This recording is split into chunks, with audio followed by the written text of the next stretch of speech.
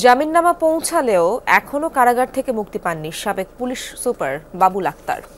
স্ত্রী মাহমুদা খানম মিতু হত্যা মামলায় গ্রেফতার বাবুলের জামিননামা রোববার বিকেলে কারাগারে পৌঁছালেও মুক্তি পাননি তিনি। কারা কর্তৃপক্ষ জানায় জামিননামা পৌঁছানোর আগেই কারাগারের বন্দীদের তালাবদ্ধ করা হয়ে যায়, তাই জামিননামাটি এখনো যাচাই বাছাই চলছে। এদিকে বাবুলের শ্বশুর ও মামলার বাদী মোশাররফ হোসেন এই জামিননামা স্থগিত চেয়ে উচ্চ আদালতে আপিল করেছেন। আগামীকাল এ বিষয়ে শুনানি হবে। এর আগে স্ত্রী হত্যা মামলায় বুধবার অন্তর্বর্তী জামিন পান বাবুল। 2016 সালের 5 জুন বাবুলের স্ত্রী মিতুকে কুপিয়ে ও গুলি করে হত্যা করা হয়। পিবিআই এর তদন্ত ও শ্বশুরের করা মামলায় বাবুল সহ 8 জনকে আসামি করা হয়। শ্রীলঙ্কা আবারও রপ্তানিতে শীর্ষে। যুক্ত হব আমার সহকর্মী আলামিন শেখদারের কাছ থেকে, তার কাছ থেকে জেনে নেব বিস্তারিত। আলামিন, বাবুল আক্তারকে কারাগার থেকে মুক্তির বিষয়ে সবশেষ কি তথ্য রয়েছে আপনার কাছে?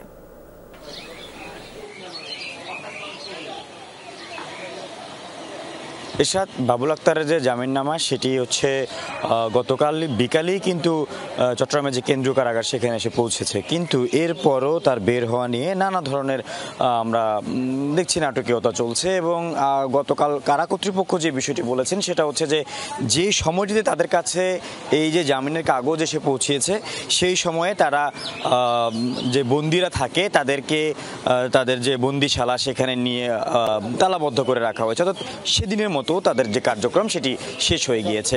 আমরা আজকের তারা যেটা বলেছিল যে আজকে হয়তো তার জামিন হতে পারে, তবে আমি যদি একটু শুরু থেকে দেখাই, আজ সকাল জামিন, অর্থাৎ আজকের দিনে সকালে যারা জামিন পাবে তার একটি লম্বা তালিকা এই জায়গাটিতে দেওয়া হয়েছে। সব মিলিয়ে 216 জনের নাম এখানে রয়েছে, কিন্তু এই জায়গাটির কোথাও আমরা বাবুল আক্তারের নাম দেখতে পাইনি। এবং কারা কর্তৃপক্ষের অর্থাৎ যারা কারারক্ষী রয়েছেন এমন বেশ কয়েকজন সদস্যের সাথে কথা বললাম, তারা বললেন হয়তো নানা কারণে তার নাম এখানে দেওয়া হয়নি, হয়তো তার যে জামিন সেই জামিন তিনি হয়তো কারা থেকে মুক্তি পেতে পারেন ঠিক 10টা থেকে 10:30 নাগাদ, যদি কোনো ধরনের কোনো আইনি জটিলতা বা এক কথা আইনি জটিলতা কিন্তু থাকে না, কারণ যেহেতু তার জামিন দিয়ে দিয়েছে উচ্চ আদালত এবং নিম্ন আদালত থেকে সেই কাগজ পাঠানো হয়েছে, সুতরাং কারা কর্তৃপক্ষ কোনো আইনি বাধা কিন্তু তাকে রাখতে পারেন না। তারপরেও